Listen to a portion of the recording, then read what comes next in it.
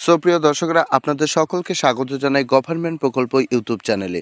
প্রধানমন্ত্রী কিষাণ যোজনা প্রতারকরা মিথ্যা প্রতিশ্রুতি দিয়ে লোকেদের প্রতারণা করছে। এখানে কিভাবে সতর্ক থাকবেন? জাল অ্যাপে লিঙ্কগুলি সরিয়ে দিয়ে প্রতারকরা প্রধানমন্ত্রী কিষাণ যোজনার সুবিধা নিচ্ছে, যা কৃষকদের সুবিধা প্রতিশ্রুতি দেয়। আজকের দ্রুত অগ্রসরময় প্রযুক্তির যুগে সরকারি স্কিম এবং সুবিধাগুলি অ্যাক্সেস সহ অনেক কাজ মানুষের জন্য সহজ হয়ে উঠেছে।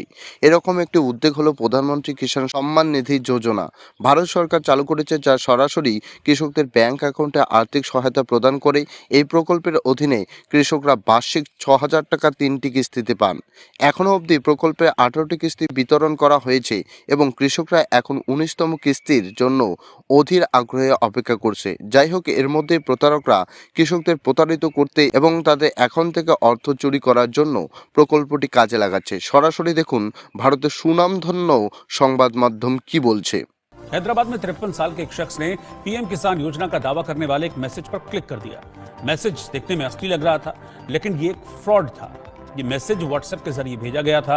नतीजा ये हुआ कि ठगों ने अकाउंट से 1,90,000 रुपए उड़ा लिए।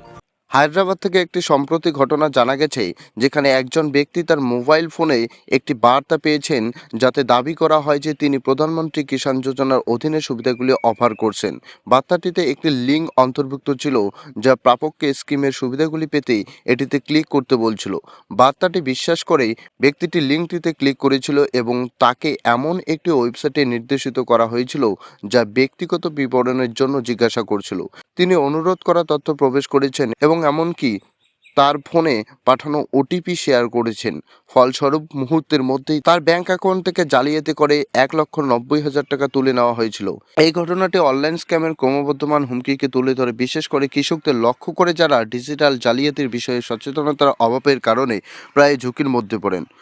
অবাঞ্ছিত বার্তা পাওয়ার সময় ব্যক্তিদের সতর্ক হওয়া এবং অজানা লিঙ্কগুলিতে ক্লিক করা বা ওটিপির মতো সংবেদনশীল তথ্য শেয়ার করাই এড়িয়ে চলতে হবে, নইলে কিন্তু আপনিও পড়তে পারেন এরকম ফাঁদে। তো আজ থেকেই আপনি সতর্ক হয়ে যান, এবং যদি ভিডিওটি ইম্পর্ট্যান্ট মনে হয় তাহলে আপনি আপনার পরিবারকেও এই ভিডিওটি শেয়ার করতে পারেন।